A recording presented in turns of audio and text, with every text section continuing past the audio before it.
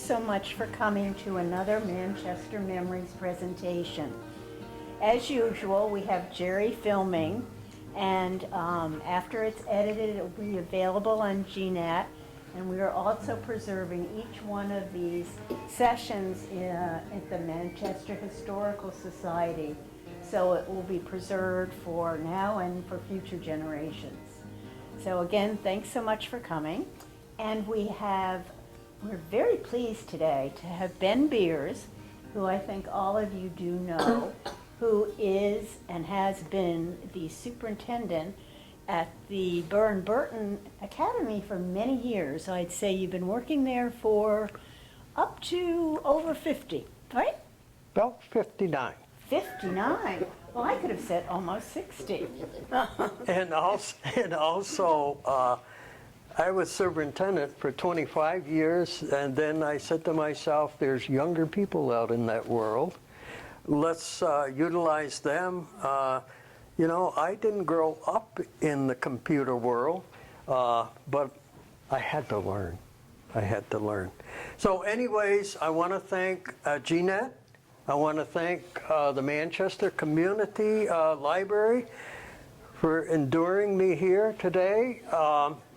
They do a beautiful job, and to Nancy, Cindy, and you know, we'll get on with it. So what I'm going to do really is talk about the earlier life at Burr & Burton.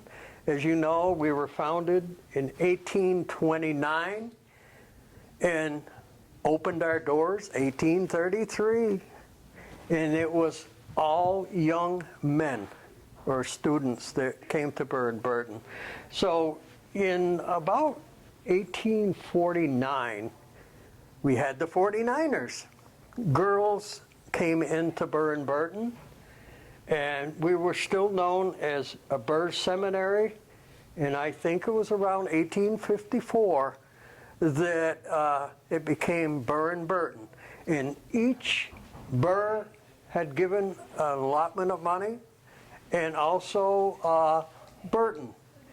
And that's how we really got started. And we endured Civil War, every war up through. The school itself, the limestone building, all the limestone was quarried only a short distance from the school. And you wonder to yourself when you look at that three-story structure, how they ever got those blocks of limestone up there. At the base of seminary, we're going to say that it's about 3 feet thick. In the earlier years, the first floor had the main function of the school. We had where they did their Bible study in there, also their educational part. But on the second and third floor, those were known as dormitories. In earlier life, they didn't have a heating system in the school where you could really say, you know, you had one centralized unit. They had stoves in those rooms for the kids. And once in a while, we had some hot spots over the years. Some is still evident up in the attic where the chimneys went up through. There was 4 chimneys across due to the fact that's how they piped the stoves and stuff in. But anyways, the earlier part of the school, the windows now in the seminary are 2 over 2. That's the panes of glass. In the 1870s or so, they had 8 over 8. Those are the little rinky-dink panes of glass. And the only evidence of those type of windows is in part of the basement to that school today. They are still there. And I was very fortunate, don't mind me, a window lock, okay? This window lock came off from one of the original windows, the 8 over 8. Very choice item to me. To you, it might not mean much, but it does tell me that hands, fingers worked these back and forth in the earlier days.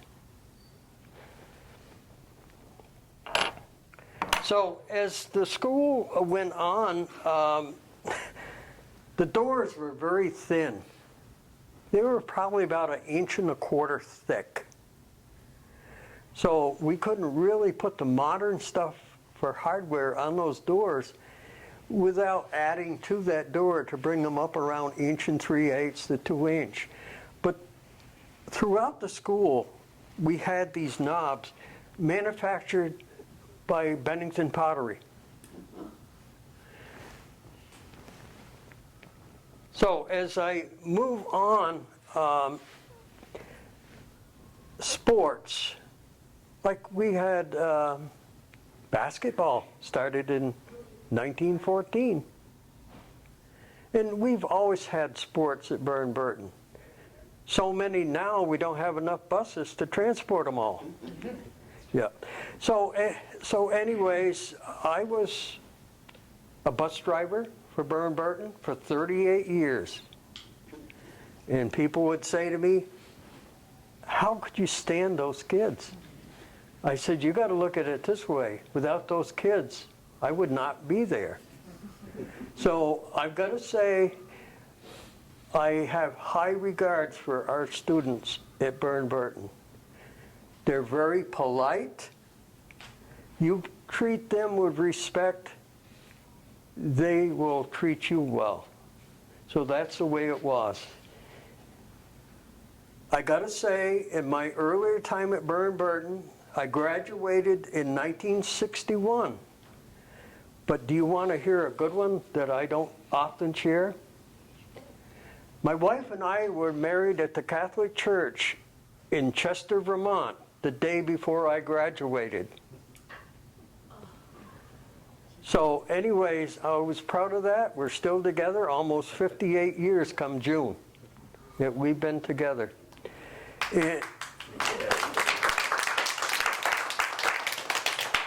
But I've got to say one thing. I probably would not have stayed at Burr & Burton if it hadn't been for my young lady. She understood when I would work a full 8-hour day at the school.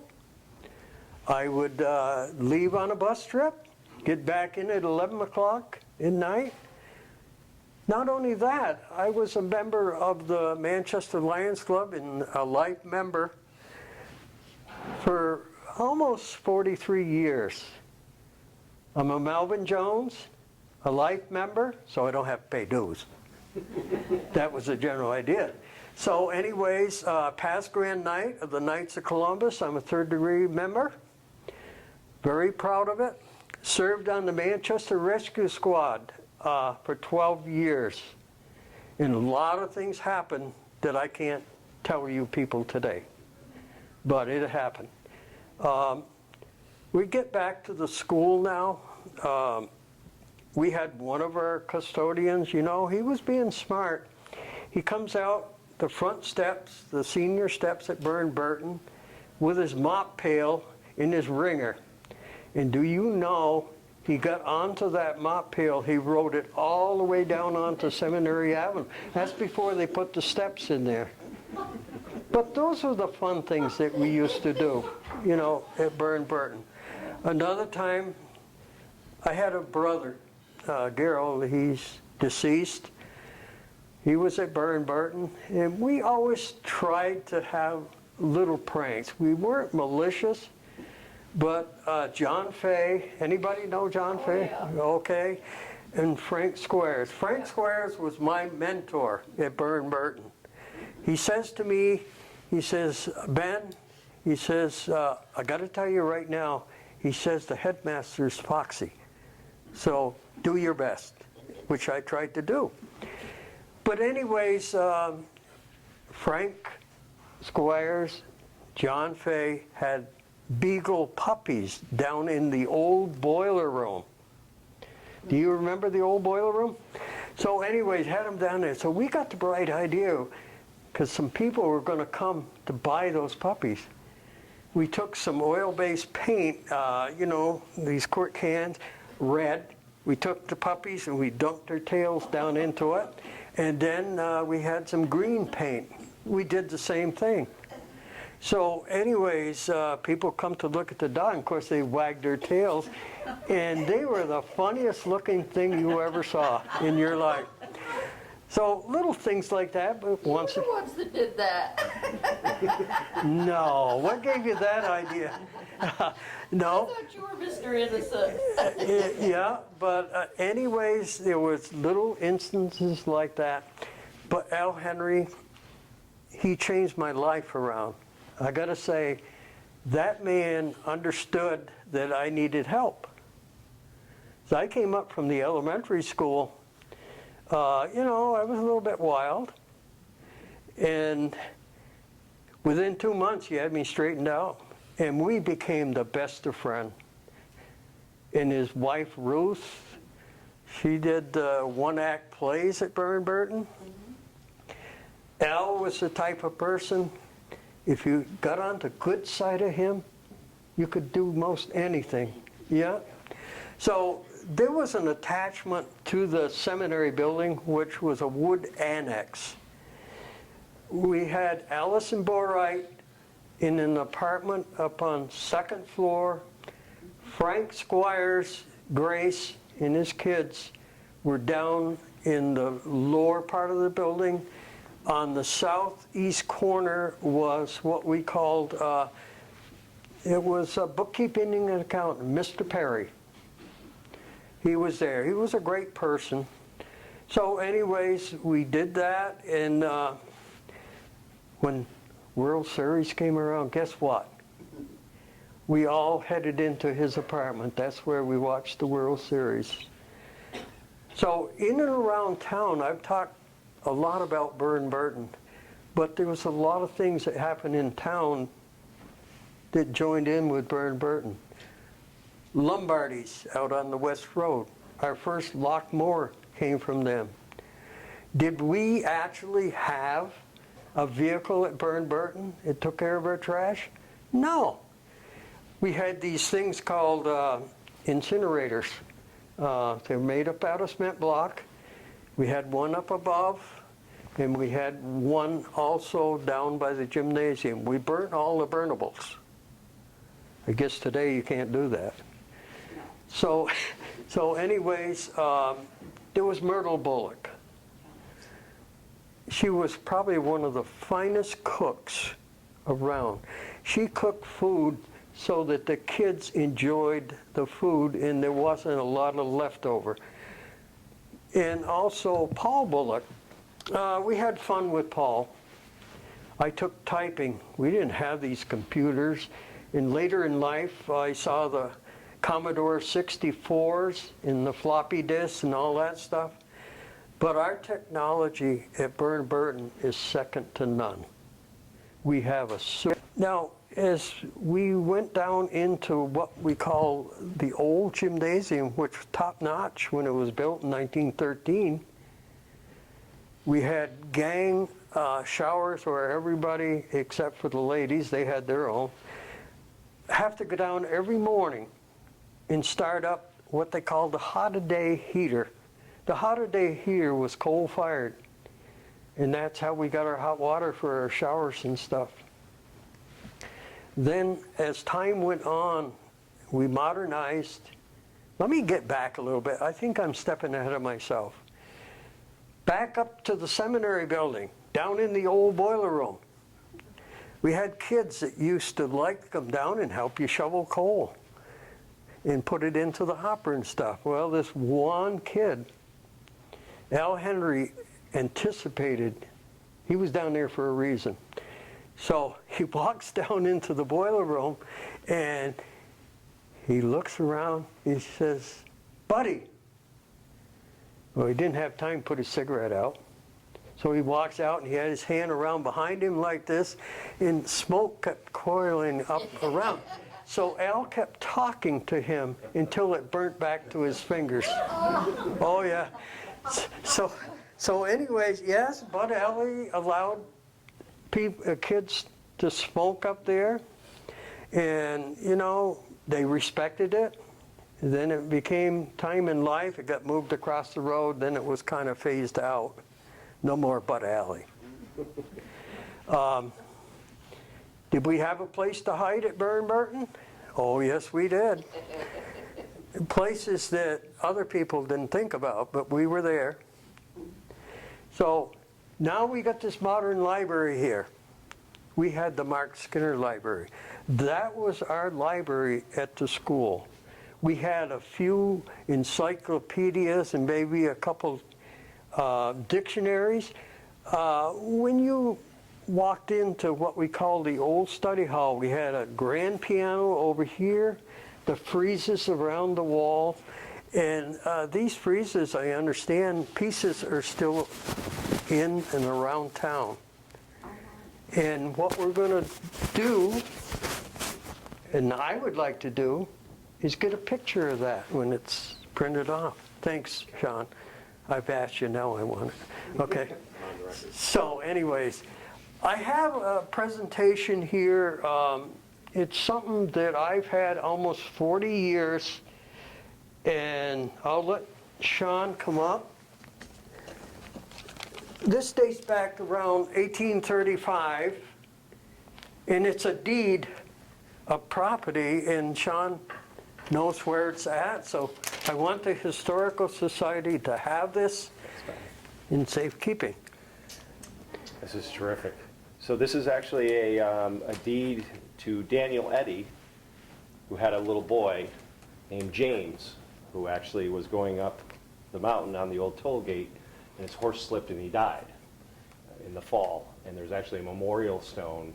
Some people On the rock. Yeah, on the rock. He used to be by himself, and then when they were widening the road, it got backed over, so they ended up basically encasing it in the concrete right against one of the ledges up there. So if you're ever driving up past Tollgate, you look over on the right, you'll see this little stone there. So this was James' father, Daniel, and signed by the Dean family. And the Deans lived on Barnumville, and everybody knows Dufresne Pond.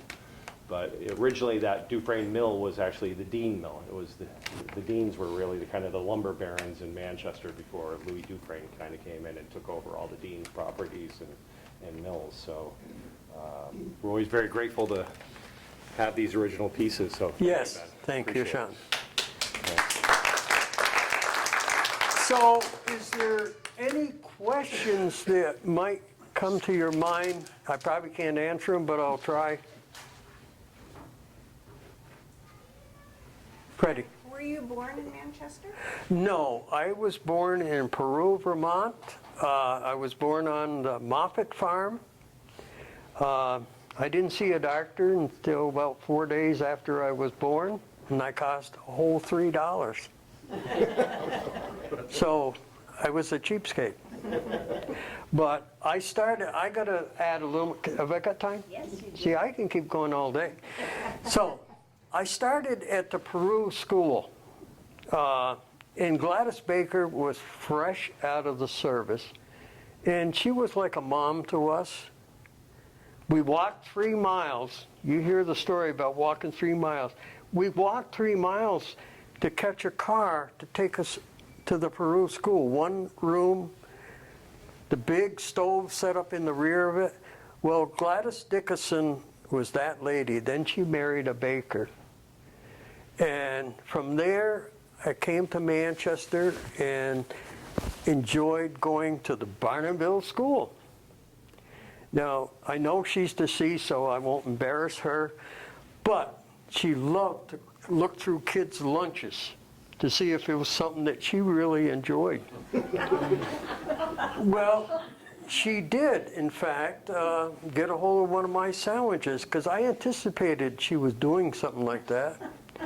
And Mom had these little glass vials with these black pills in it.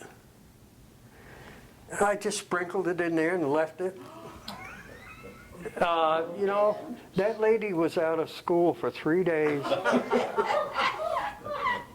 So anyways, and then from there, I went to the Hollister School, which is up on Bryan Hill. And the school itself was moved down. The old road used to come up in front of it. Our plumbing wasn't the greatest in the world, breezy in the wintertime. We had to lug our water to the school as we did in Barnumville. Then we came down to Central, where the Zion Church and the parking lot is. Well, that was a little more modern school. We had Florence Counton there as one of the teachers and stuff like that. She used to have to rock my brother to sleep because he was a nuisance in school. But anyways, I went from there into the new elementary school, 1950.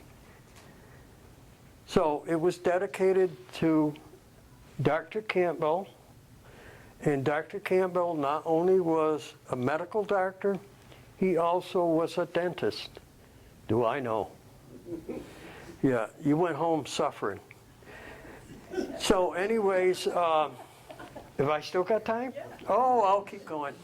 So anyways, we had our medical doctors. We had Dr. Harrigan up in the village, which was an aviation type. He would go to a crash or something like that. And then we had Dr. Harwood. Dr. Harwood, you go in for your exam, he would stand back, how many fingers am I holding up? Or he would whisper, he says, what did I say? Like that, you know. He was a great doctor. When I was on the rescue squad, we had a person on Dufresne's Dam. He came in to his home a little bit intoxicated. Well, his wife was there with a fry pan. And this is one of the heavy metal ones. She caught him right down across here, and he was bleeding profusely.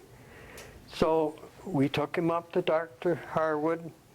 Dr. Harwood took one look. Well, he doesn't need any Novocaine. He's already pretty well sedated and sutured it up. Yeah. So is there any more questions? What year did you move to School Street? We came down about 1987. I would say it was 87. Is that correct? 89? Yeah, because we've been there, we celebrated our 30th year of being there. But I got to say, Burnbarton provided, I lived in Peru and I commuted back and forth to the seminary for 8 years. That's when gasoline was 24 cents a gallon. But our paychecks wasn't much better. So anyways, we moved to the seminary in what they called a Latz dorm. We were there for 25 years, and I can't say enough good about the accommodation. Don't laugh.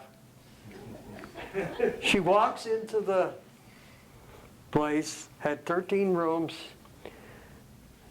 walked into the kitchen, there's the old iron sink, no curtain. She looks around like that. She looks at the bathroom. That didn't even have a door on it. So anyways, I said to Mr. Brewster, I said, would you put your wife in there? He said, no. I said, I'm not going to put my wife in there either. So anyways, they did. But the school has been so good to me. They've given me jackets. They've given me trips. I hope they give me something for my 60th. But I'm not expecting it. I just Be able to do something. yeah. Mark, how are you? I'm good. How are you? Welcome here. Does everyone know Mark Toshian here? Hi, everyone. He's our headmaster at Burnbarton. I didn't say anything bad. That's good, because I missed the beginning of this. So. And also, I presented this to Sean Harrington. This is a deed about 1845. Wow. So, Mark, do you have any questions? Wow. Do you have Any any? questions? No, well, I just want to take a look at this. I of course want to know who were the greatest headmasters in history, but I'm nervous about the answer to that. So No, I'm going to pair it up two of the greatest headmasters, Al Henry and Mark Tostian. Appreciate that. Yes. I know Al cast a long shadow, and I'm aware of that in no small part because Al's son, Peter. Peter, likes to remind me of the shadow. But, you know, it's the headmasters that we have. It's kept the school moving forward. We're about to go into another phase, which was going to happen soon. Yeah. You know, we keep moving forward, and you've always got to look at our students up there. They come first. We're only second. And I think all in all, and I've never had a bad student. I respect them and always will. So that might conclude what I have to say. I would just say, you mentioned that Burton has given you things over the years. Yeah, You years of have service given that as they school do. so much more than you've received, trust me, really. I mean, what a gift you have been to. Well, I don't the look community at and the school. it that way. You know, I appreciate that, but I look at it this way. If it wasn't for those students, I would not be there. Well, that's who you are. That's Yeah, what- thank you. Mike? How about Mr. Henry Storr? You want to talk about Oh, him? Maggie. Oh, Maggie was quite the dog. You talk about kids or teachers stealing lunches? Yeah. Maggie always got into, they were always in paper bags, and you'd look around outdoors and you'd find paper bags she had been into and ate what she wanted, and what she didn't want, she just left it there. Yeah, and yeah, How many years did you work with Frank Squires? quite a few, because I worked for him while I was in Right. class. Right. And, you know, Frank was an interesting person. He taught me a lot. He taught me what not to do. And be yourself, do your job, keep your mouth shut. But anyways, Frank had this dog. Oh, I'm still going. Had this dog, and the dog's name was King. So the dog got doctored up, got shaved. Remember this one? Well, King went around, looked just like a lion, because we shaved all the hair off the dog. We left hair around its neck and down on its feet and out at the tail end of his tail. And that dog was kind of a mascot also at the school. Okay, I think that's going to conclude what I have to say. Well, thank you so much. Well, I thank you, Judy.